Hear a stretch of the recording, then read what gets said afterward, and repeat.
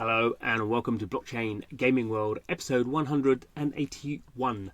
I'm your host, John Jordan. Don't forget to check out my daily email about blockchain gaming. You can find that at gamestx.substack.com. In today's episode, I'm talking to Amitt Mahayang, who is the CEO of Proof of Play. I had Amitt on the show about a year ago when we were first talking about Pirate Nation, their fully on-chain game. Been playing that game pretty much every day since then, so plenty to talk about in terms of the game. In fact, that game is updated on a weekly basis. It's a browser-based game, so there's quite a lot we get involved with in terms of the game and the features that are coming out, and the whether that game is innovative or not, and sort of quite an interesting discussion. I think the game is actually quite innovative on the blockchain side. Amitt is definitely of the opinion that he and the team are very focused on the game and the gameplay, as the alpha, and the blockchain side of it is much more about the beta. So interesting there. And the game, in fact, has been successful in the sense that it's also launched its token. So the Pirate token came out earlier this year, been pretty successful as a launch. And in fact, also the Play to airdrop campaign that they ran around that launch was so successful that they had to sort of speed up their strategy in terms of going multi-chain. So they actually are running on their own blockchain. So they have one called Apex and one called Boss. So we talked quite a bit about that approach. They're both running on the Arbitrum Orbit L2. So there's quite a big mixture of sort of product stuff in there, in blockchain stuff in there, and also the competitive advantage that Amitt thinks he has in terms of the product, in terms of the sort of roadmap for what they have, and also in terms of his experience. So I guess famously he and the team, some of the team used to work at Zynga and launched Farmville for Zynga. So they have definitely a sort of vision of the scale of which we can run these games. And also we talk a little bit about sort of the roadmap in terms of how the browser game will eventually go mobile, hopefully towards the end of this year. So plenty to talk about. I really enjoyed the conversation. So I hope you enjoy it too. Don't forget to subscribe. Every week putting out new episodes, so don't miss out. But on with the show. Hello everyone, very pleased I have Amitt from Proof of Play back on the show. So it's almost two weeks off a year since you were first on, so good to have you back. Thanks for having me again. And it's always good to have people back, particularly when there's lots to talk about, and we've got sort of plenty to talk about. I won't go into that in detail, but so Proof of Play, US-based studio. You've been running Pirate Nation for over a year because it was live when we first spoke last time. But at a top level, how have you found that year? There's lots of things we're going to go into, the specifics of that project and what you've been doing with blockchains and stuff. But how have you found it from top level CEO? Has it panned out like you thought? What's been the surprises? A lot of the things that we knew we had to get done actually ended up happening. So, we let's see, September of last year. So yeah, we were on. I think at the time, we were on Arbitrum already, or about to switch, and then we ended up launching our own chain. We hit the limits of that. We launched a second chain. We released a ton of really great features and new gameplay improvements. We hit all-time highs on DAU. We launched the token. I mean, it's been busy. The team grew. I think, from my perspective, it's really hard to predict where you'll be, but in terms of the slope, the kind of the things we've done, if you were to say this is you'll make progress, and you asked me to predict in what direction will we make progress. I would not have predicted a lot of things that happened, but I'm just incredibly proud of what we've accomplished. I'm grateful to our hardworking team that has just continually essentially broken blockchain scaling limits. We're like the number one chain in terms of actual throughput. We have a second chain, which is right behind our first chain, Apex, in terms of throughput. And so I think we're really pushing this tech to its limits, and that's exciting. And excited for being able to even go further than where we've been so far. Good. Okay, so you've mentioned a few things there. We'll sort of dig into them in more detail. I guess one of the, I think maybe a foundational thing that unless people are sort of playing the game, even when you're playing the game, you wouldn't quite realise overtly, I think, is I don't know if you're still doing it. I assume you are. You basically update that game. It's a web game at the moment, browser-based game. You update it every week. It sort of seems to be that sort of cadence of sort of, they're not massive updates, but you've sort of, that's your build cadence, which is compared to lots of blockchain games where maybe they put something out and then they take it down again after a bit, or it's very stop-start. That's an interesting contrast, I find. Yeah, it's called building in public. I don't know how many releases we've done now. I stopped keeping count, but I think, we may be at 100, like in terms of weekly updates. Like, my view on this is that there's really only one form of competitive advantage in this space, and that's just the ability to ship and ship often. Yeah. And a lot of it's just like in conversation with our users, right? We and our players, our community has ideas, we have ideas, and the goal is just to keep making the game better. And actually, the thing I didn't mention is we're really starting to see a lot of activity now in terms of people building on top of us.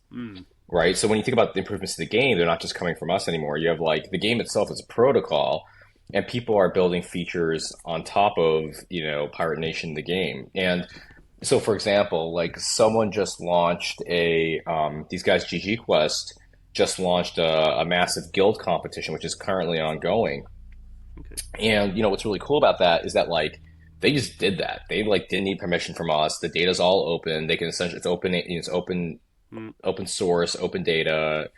And so they permissionlessly just built, and they're seeing like real usage. You're seeing like thousands of people engage with this thing. And it's like, it's really, really cool. I think for them, it's pretty exciting too, because they, they're seeing like, oh, like, hey, if we build on top of a game that's growing, we're building together. Like we benefit because they're building features that we haven't built yet, or that make the game more fun for players. They benefit because they don't have to build a product from scratch. They can take an existing user base and like kind of service them. And this is kind of the point of on-chain gaming. It's like this idea of like composability. And it's cool to see it play out. Good. That was one thing that was on my question list, because it was definitely something you spoke about last time. As you mentioned there, the advantage of being a fully on-chain game. So Pirate Nation is a fully on-chain game in the sense that basically everything you do in the game is a transaction on the blockchain. We'll talk about the blockchains and how that's set up. But one interesting thing about that, and lots of people talk about it in the on-chain game space, and obviously we have sort of Eve Frontiers sort of talking about that and being very much open source and composability. But I often think it's easy to talk about that and getting other third parties to actually do it, often without actually paying them grants to do it, is sort of that's a sort of measure of success. So do you think your people are building on top of it because they love Pirate Nation as a game? Is it just because you're sort of known as a well-funded team who's obviously got a blockchain with lots of activity on it? How are you reaching out to people? How's that working?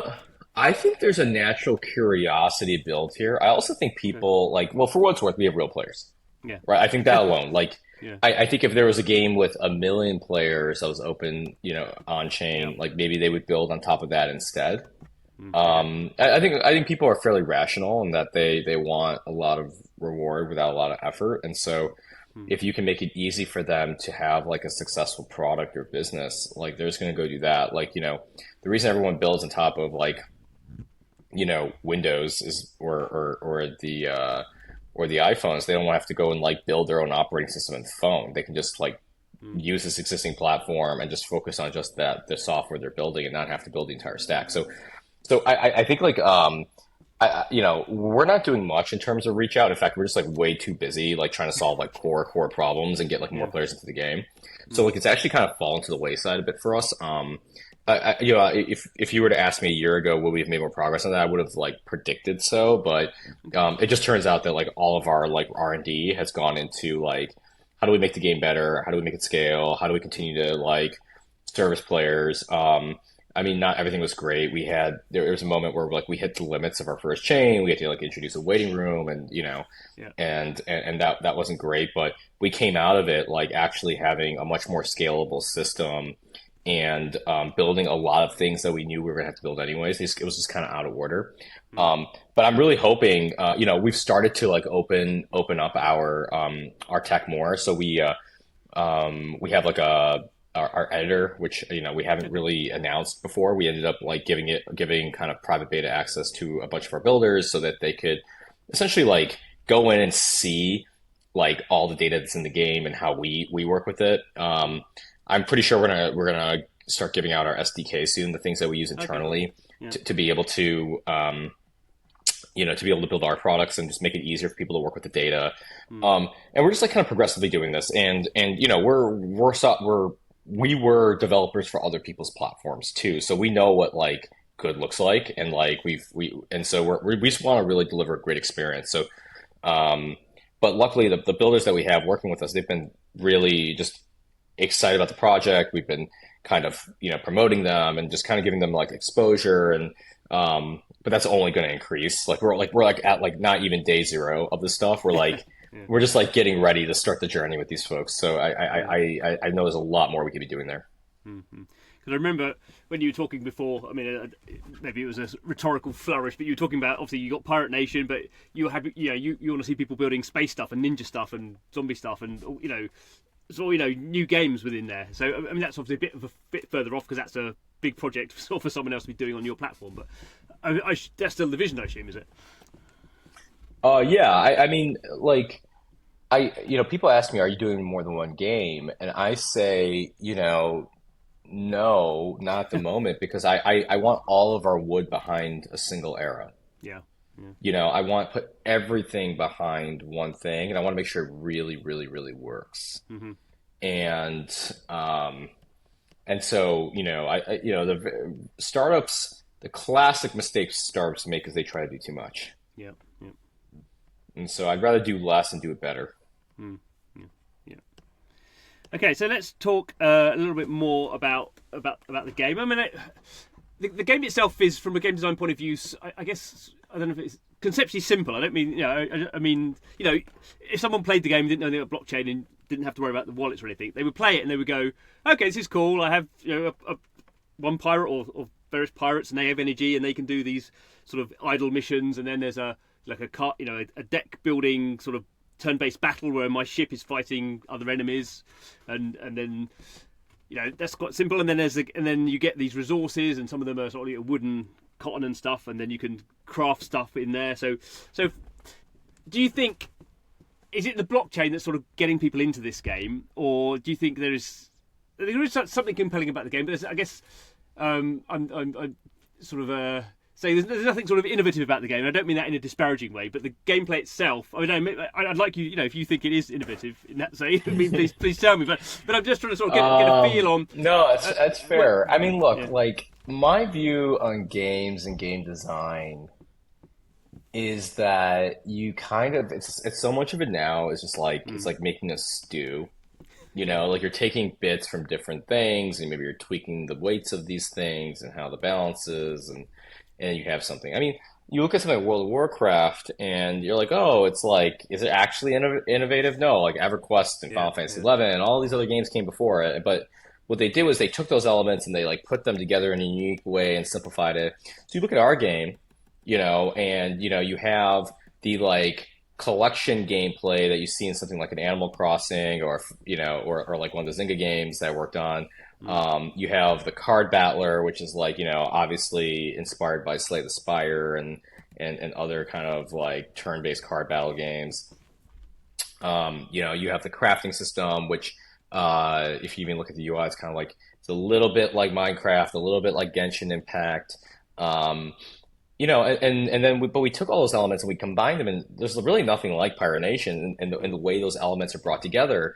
And then there is actually quite a bit of innovation. It's just like, it's really on the periphery. So like, we have this exploration feature where you take your ship and you kind of roam around the world, right? And what's really cool about it is like just recently we ended up making that so that randomization of the world is synchronized for everyone. So every 12 hours, the map changes, and everyone in the world, all players get the same map. So now what you have is you have players are collaborating. They're like, hey, like, did you guys find, the this like rare island? Oh yeah, I found it in like, this coordinate. And so players every day now are collaborating to recreate the world maps. And what's cool about this system is because it resets every 12 hours, we can continually add and remove elements from it, Mm. right? So we can have stuff that only spawns on like a Tuesday. Yeah. And so there's like all of these like MMO style vibes that we're doing, but like really for us, it's about how do we create a set of gameplay systems that can just get players interacting with each other. Like how do we get them like talking on Discord, talking on Twitter, like trying to figure out like, oh, this new thing just dropped, this is a new monster, how do we beat it? And just like really try to get people just essentially connecting through gameplay. Mm. And so like, I would say like 90% of the game has been done before, but there's 10% of it that's actually brand new and like is like unique Mm. to us. And I think it's like the right kind of balance for something like this. Mm. Um, and so and it's not like we're not improving the game too. Like we have a ton of stuff that's about to drop. We have World Boss 2 that's going to be coming soon. And I mean those are like very blockchain native features. Mm. Because it's really about like, okay, you have provably fair battles, you have you have perfect information on what other players are doing, how do players collaborate with each other, how they compete with each other once they like. It's like what happened? How would your if you think about poker, if poker like was a card game where everyone was playing it face up, Mm. like how would that change strategy, right? And so like the idea is the same. Mm. And so for us as game designers, it's about taking like the unique properties of the platform and trying to find new and interesting decisions to face players with, right? To give players, kind of agency and impact. And so, yeah, we're still, I mean, it's a new genre, so we're still discovering it, but we're pretty excited about what we've done so far and where we're going. Mm-hmm. Yeah, I need to. You found my weakness. I need to check out more of the word exploration stuff. I generally don't play that, so I'm just sort of like more on the sort of grind. You use up Oh, energy, grind through. you're actually really missing out because we have unique rewards that can only be Okay. kind of gotten through world exploration. Yeah. We also recently added like monsters on the map. So now you have, as you're exploring, you can run into these like different, different, basically different monsters, and and some of them are rare, and they drop like rare items that can only be used in certain quests, and you can kind of see if you kind of take this idea and you extrapolate it out, you can kind of see how we can continue to keep the game very fresh and interesting. Yeah. Yeah. So I've tried to insult you, but my sort of comeback was going to be for me the way I find it very innovative is the way you are using blockchain in there. So in a sort of maybe this is sort of a minor point, but one sort of nice thing you've done, we'll talk about the token launch in a little bit, but if you have the pirate token staked, so there's obviously it's a staking system like we know in DeFi and all that sort of stuff, but you can also you have these in-game currencies called gems, and you can buy the in-game currencies with your staked tokens, and you get a discount for it. Probably not explain it very well, but it's sort of I've not seen anyone else doing that. I mean, I guess it's not the most I guess it's conceptually not novel, but it's a very sort of clever way of monetization for people who've got existing sort of value in the system. And actually, because you have it and you're getting like 10% off, I find that actually quite appealing. Like, I'm sort of getting that for free almost. So you've just bought out a thing where, at the moment, the NFTs are either on Ethereum for the founder ones, or you got these Gen 1 pirates, which you used to get. You get one free one for playing the game, and now you can buy more of the Gen 1 pirates by using these gems, which are sort of you get sort of better deal on because you've got the pirate token, crypto token staked in there. So that sort of stuff I thought was was pretty interesting from that sort of monetization point of view. Yeah, I mean, like if there's one way to define proof of plays team, it's like one creative and two very innovative in our solutions. I mean, like I can't take credit for any of those things. Like that's all the team. Yeah. And what's cool about it is it's very first principles, right? It's like, like people, if they have something staked, like they're not going to want to unstake it, like, but they're going to want to use it. Like, why don't we just make it so you can just do it straight? Like, the idea that, hey, like a Gen 1 player is going to want more options. A free-to-play player is going to want more options for when they go into battle, which pirates to use and how to level them up and so on. That's like that's really exciting to people. And so I think, and we also introduced the ability to re-roll like your affinity, Yeah. and I mean these are normal mobile gaming things. Like a lot of these things are like from like existing mobile games, and you kind of see some of these things. Um, but definitely, are like these things only really work is if the game is good, Yeah. right? People Yeah. want to play the game, right? If like these things don't work at all, if like the only reason someone's doing it is for like financial gain or whatever, people play Yeah. other reasons people play blockchain games, and so like yes, the blockchain side of things we have to be innovative on only because we have to solve the problems, but that's not really the thing that brings people into our ecosystem. Like Mm. long term, it's because the game is good. Like that's alpha, right? And all the blockchain stuff, in my opinion, all the financialization of it is beta. Mm-hmm. And so I still tell the team like we had to solve a bunch of problems with scaling recently and getting multi-chain out, but now we've done that, like our North Star is build a great game, Mm.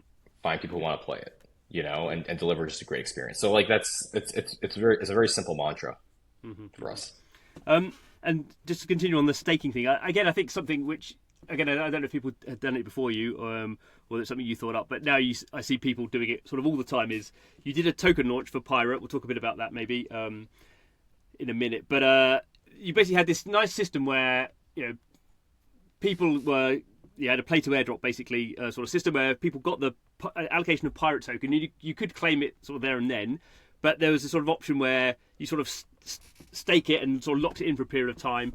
And instead of doing a transaction where you get the tokens and then you stake the tokens, you basically had a one button press where basically here's your token allocation. You can get it all now if you want to, or press this button and you're going to get more, but you're going to stake it for a longer period of time. And it just, again, the psychology of doing that seemed to work really well in the sense that I can't remember what percentage, but it's quite a large percentage of people who you're giving free tokens to basically hit the I'll stake it for more button instead. And again, that was a sort of we've seen like Mockaverse sort of had a sort of very similar system as well. So can you talk a bit about how that came about, and I assume it worked as you would have hoped? I mean, it was just kind of like common sense, right? We want to reduce the gas But costs for people hadn't done people. it before. I mean, it couldn't be that much common sense. Really, claim and I don't stake know. never existed before. I find Like that in a game, surprising. I've not seen it in a game. All right, well, Yeah. I think we're students of many different genres and fields. So, but I don't know. It was just like for us, it seemed like the Mm. natural thing to do. I mean, we're always looking. I mean, we're like again, we're fully on chain, so we're like very blockchain Yeah. native. And like when we think about like anything that someone is doing, especially on the layer one, we're like, oh, Mm. like how do we reduce gas? How do we make it simple? Okay. How do we reduce the number of transactions? How do we reduce the number of clicks? Like that's just like built into our DNA Yeah. of just like simplicity of product. And honestly, like we're somewhat relentless about it because we have to be in order for this thing to work at all. Yeah.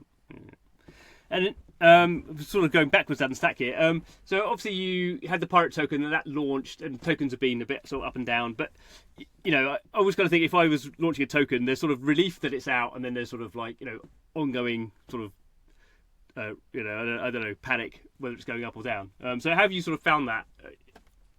Given that you now have had a live token for whatever 6 months, I mean your performance has been okay, but There's that quote from Mad Men. It's like Don Draper is like, I don't think about you at all. You know, but it doesn't matter. It well, it doesn't does matter. matter. It does matter though, doesn't it? You can't say it doesn't matter. If it went to zero, that Well, would clearly matter. no. Well, look, my opinion is first of all, like we're not doing anything to the token price. We have no agency over Oh it. no, We no, can't no. control it. It's not anything that we think about. But more importantly, and I believe this actually with. So let me take blockchain and crypto Yeah. out of it completely. When I think about like company valuation, right? Hmm. It's like, oh, my company was valued at this and it was valued at this, and then we had a down round, we had an up round, whatever.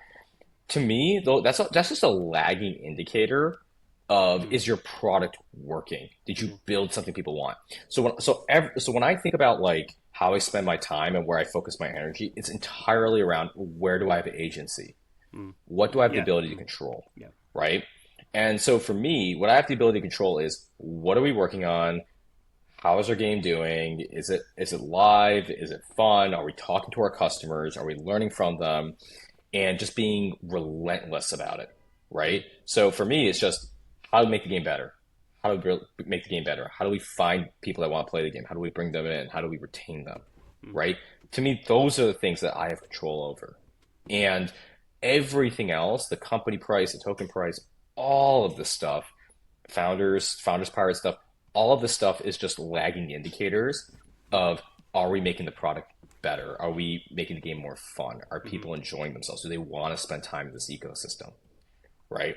And so like obviously like there is a bit of like, you know, it's not just like if you build it, they'll come. Like you have to like, do marketing, you have to make it easy to play the game, you have to, so for example, we're not shy about the fact that at some point we're gonna be doing a mobile app, and it's a natural place for us to go. And but in order to do that, we have to like, be able to support like a ton of users. We have to make sure the game is like, mobile optimized, the UI looks good, the performance is good, it's easy to sign up. Okay, like what are Apple's rules? Let's make sure that we're like, complying with them. It's like all of these things, right? And as a result of bringing more players into the game, making the game more fun, and so on, I think the whatever's happening in the decentralized markets will take care of itself. Okay, good. So you sort of mentioned a few times your sort of blockchains and the scaling and all that stuff. So I think it's worth sort of talking about. So as you said, originally you were on Arbitrum, and then you moved on to Apex, which was your first L3, I guess, based on running on Arbitrum Orbit, I think.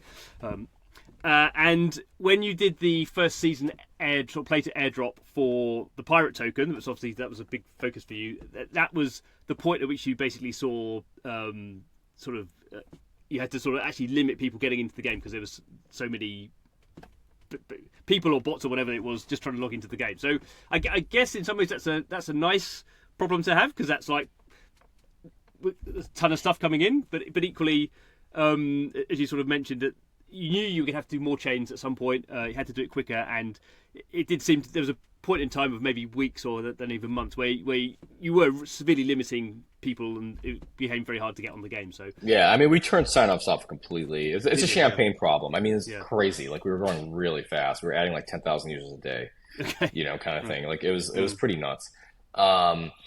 Which is like an amazing place to be as a developer. Not so great if you can't service those users in a way that is up to your standards. So and sorry, did you have an idea about, because it was part of a token airdrop? So did you have a good idea that they were users, or how many were bots, or did you not really matter to you? So botting is an issue. Yes, it does matter. We do care about it. It's funny because like we've been like just quietly just kind of taking care of this stuff. We don't. The whole thing is like we don't want it to be our identity. Right? Like a lot of companies go and they're like, oh, like we're so like look how good we are at bot detection, and all that's like, you know what? We're just like silent killers. Just like take care of it, remove it, and just focus on the game. Right? Because like it's a boring narrative. It's just like, of course there's going to be people who are trying to exploit it. Of course there's going to be people who are trying to cheat. One of the benefits of being on chain is it's really easy to catch those people. Like anyone can. In fact, like our community can help us find those people, and it's fine. But our team has like a history of cheat detection, bot detection. One of our product leads is used to work at like Square and other fintech companies on fraud and security and fraud. So like we know how to do this stuff. It's not like new, and these people aren't super sophisticated. It's just like not worth talking about. And so yeah, we have been like, slowly cutting off access to folks that have it. And, but really like, you don't make a company's not made out of how good your bot detection is. A company's made about how good your product is. And ultimately, I want to spend the majority of our time on making the game better. I know I sound like a broken record on this, but it's just it's like so obvious that the right thing to do is just make the game better, make it more fun, delight players more, right? Like it's just like, continue to create like jaw-dropping customer experiences. Like, we just like always just want to keep pushing the bar there, like that continuous improvement. If you look at the game a year and a half ago, we've been running for so long, it's like night and day, the quality difference. right? And so like we're still just getting started. It's still just day zero for us Mm. in terms of the experiences when we want to deliver players. And what's cool is that like every release we do, we're like better, right? We're a Mm. little bit faster. And so when all these players came in, I think it's really amazing. Um, but I'm like even more excited to get players in now because we've made the game better, Yeah. right? And the players who come in now are just going to have a better experience than the ones who were with us from the start. Mm. And so it's really just about continually to push the bar forward. And I don't know, we're like the tsunami of updates, right? Where the wave just keeps coming. Yeah. And I love that. And like it gets me excited because every week we get to work on something new and we're like, oh, it just keeps it's like an up and to the right in terms of quality. So Mm. that's Mm. that's what gives me energy. Yeah, yeah, yeah. And you mentioned it a couple of times, but again, just go into it. So you originally had the Apex blockchain that was sort of everything was running on. Then you had, as part of this sort of play to airdrop and all these people come piling in, you had to stop people even getting into the game. And then probably about a month ago, you announced Boss, which is basically your second chain, and the two obviously both run on Arbitrum, but a player's account has to be on either one or the other, so you can't sort of play across them. So there was a sort of a migration issue at the start. And I'm just checking Yeah. now on the roll up WTF website, and proof of Apex is number one in terms of what we're looking here at. Yeah, I'm guess. MGAS per second, and base is number two, and boss is number three. So you have two of the top three L2s. Yeah. So it's And we'll see if you can't if you I'm pretty sure if you check this in like a couple of weeks we'll probably be the top one and two. yeah, Um, and I mean we just turned signups back on, so it's yeah. like Okay. we're just starting to fill up the chain. Mm. But what's really cool about this is uh, you know so when I worked on Farmville we had 64 databases for Yeah. 300 million players, right? Because one database just like couldn't hold all the player data for the entire Mm. game. So we had to actually do what's known as sharding. We had to Yeah. take the 300 million players and shard them across 64 databases. We're basically doing something similar here, where Mm. in order for us to like grow the game past the limits of a single chain, we have to have multiple chains running in parallel that can talk to each other, right? And so we essentially built this like multi-chain tech, which allows the game to be deployed to multiple chains. And so you may be on Boss and I may be on Apex, but we can still trade with each other. Okay. Yeah.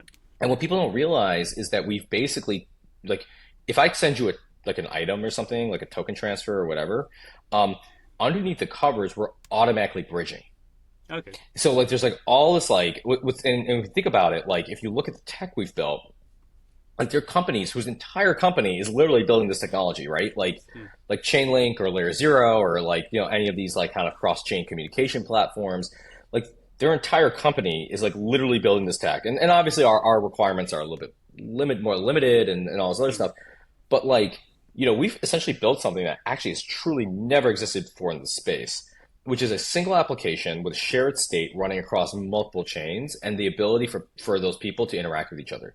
There's a few more features we need to add to it for it to truly be feature complete, Okay. which we're going to roll out, and that's going to enable like things like the world boss and so on. We're like Yeah. fighting the same monster and all this other stuff. But from like from a milestone perspective, what we've essentially figured out is how do you build a decentralized app at scale, Mm. Mm. right? So the core of our technology is this on-chain database. We've essentially created a way for us to essentially create the equivalent of like a very like kind of like essentially the equivalent of like database tables on chain, right? And we can then have these things store structured data. Now what we figured out is how do you take those database tables and have the same schema across multiple Mm. things, which allow us to essentially have a decentralized distributed database. And so what's cool about that is that like we're doing that for games, but this technology has applications outside of games, Yeah. right? But my thing is like, look, like that's cool. We can always go and like people can go and use the tech for that for when we start to open source it, they can go and use the tech for that. Um, but we need to show that this thing works. And so that's the reason building Pirate Mm. Nation is so important Mm. is because it allows us the opportunity to be like, oh, we hit the limit of a chain. How do we Yeah. get past that. Okay, we hit the limit of two chains. What do we do? Like we're solving these problems, and now like we have a basket of technology that can, be used to build other applications, and people can go and build those things, knowing that hey, there's a way for them to go from like 0 to like 1 million plus users, Yeah. right? Like it's possible for them to build internet scale applications on chain, and so we're like, I think the entirety of like the reason people are excited to work here is that we're actually truly like breaking trade-offs. Like we don't have to choose between decentralization and scale. No. We can have both, right? And so we're it's really it's so the boss thing was like a pretty major milestone, not just for us but for actually I think the blockchain industry. But I don't know, maybe people will see it that way, maybe they won't, but it doesn't matter. Like we get to keep building our game and growing it. So Yeah. yeah. And sort of funny, you talk about sort of bots and being a silent killer and not sort of talking about it. One thing that I've not seen, but lots of people, I imagine in your situation, would be a bit more vocal about sort of I don't know. I mean, obviously we can see a certain amount of sort of data, open data, what's happening on these blockchains. But you've not really, I don't think ever, I've never seen you talk about how many players you've got or any of that sort of stuff. Which is again sort of a little bit unusual because I mean I've had a few discussions with people on Twitter. I think maybe some of your team trying to work out how many people were playing it at the sort of the peak, and I don't know what numbers we got to, over 100,000 or something. But that's interesting. Come on. High tens of thousands. Yeah. DAU. I mean, like, we'll announce it when I think the number is interesting. I mean, I worked on games that had 300 million players I know. and had like 30 million DAU. Yeah. So like my bar for like what is what's like interesting is pretty high. I also think it's just like, it's good for marketing, but it's just like anything else. I like what the things that I really kind of geek out about, like how many transactions are we doing a day on chain? How many, like how much, the fact that we're like number one on roll up is really interesting, right? It means that we're like pushing this technology pretty hard. And so, those are things that are interesting. We'll release our player numbers when they start. I mean, we've had hundreds of thousands of people play the game at this point. Yeah. A lot of which have retained. Yeah. But yeah, I mean, our DAU numbers, they're bouncing around a bit too because, we like ban some bots or do whatever. And like, we definitely had a period where people couldn't sign up but we're pretty happy with it. And we're also like, we're making revenue off of, off of gems and secondary. So like, so the business is really healthy. I think we'll talk about it when it makes sense. Yeah. And so one other element, it's not something, again, maybe this is coming from my personal prejudice. I've not done a lot of trading in the marketplace and not that much crafting either. So is that just sort of my, the way I play the game? Or do you think that's sort of as you get more people in, that sort of part of the experience becomes sort of more important? Because one element of it is you have your own island that you can customize, but again, that's very much left to you as a player. There's not really any hooks into that customization. Yeah, I mean, we do have the shipwright, which allows players to kind of use each other's like, for example, the shipwright was the first foray into player-owned businesses. Okay. Like you create a shipwright, and the only way for me to upgrade my ships is to use other people's shipwrights. Okay. And if I use yours, you get part of the fee I spend to upgrade my ship. And so there's like this really interesting thing where like people are like advertising to each other because they're like, hey, come use my shipwright, I'll give you a rebate.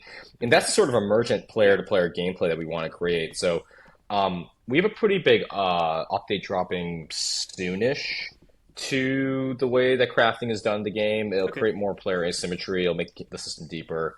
We're pretty excited about that one. I mean, now that we're like back on gameplay features, you're going to see the game evolve much faster, just because we can like focus on it again.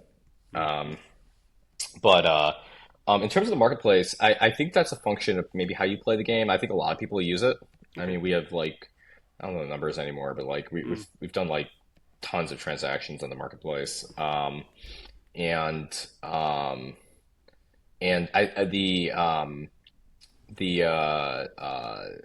I think that is a representation of player asymmetry.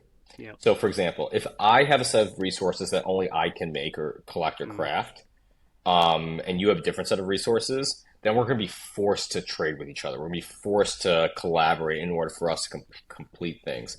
I mean, when we start to go into guilds and start to do guild type features as well, and you have guilds collaborating to complete whatever, we'll start to see more of that stuff also. So, my sense of those things are going to come. And like as we create more social features, the activity will increase. If you ever do start to engage in those features, please ping me and let me know what you ended up engaging over, so I can so I can know what the tipping point was. Yeah. No, I'm getting the impression here that I'm a very shallow, single-minded player who doesn't really interact with the wider community. That's what I'm getting in response. I mean, there's nothing wrong with that. Thank you. We'll leave it at that.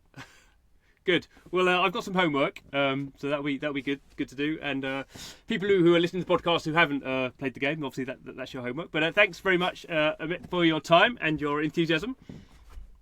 Yeah, of course. Thanks for having me back. Excited to do this in another year, and hopefully have a lot more stuff to share then too.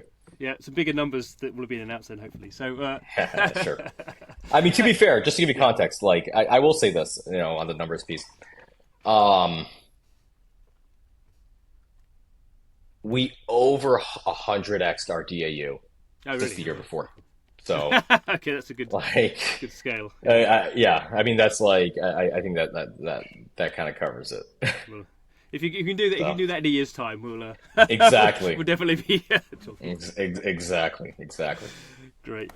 So thanks a bit for time, and thanks to you guys for watching, listening, however you are consuming the podcast. Every week we're putting out new episodes about the people who are building out this new way of playing games, interacting, and all that sort of stuff. So I hope you are subscribed, don't miss out, and we'll see you next week.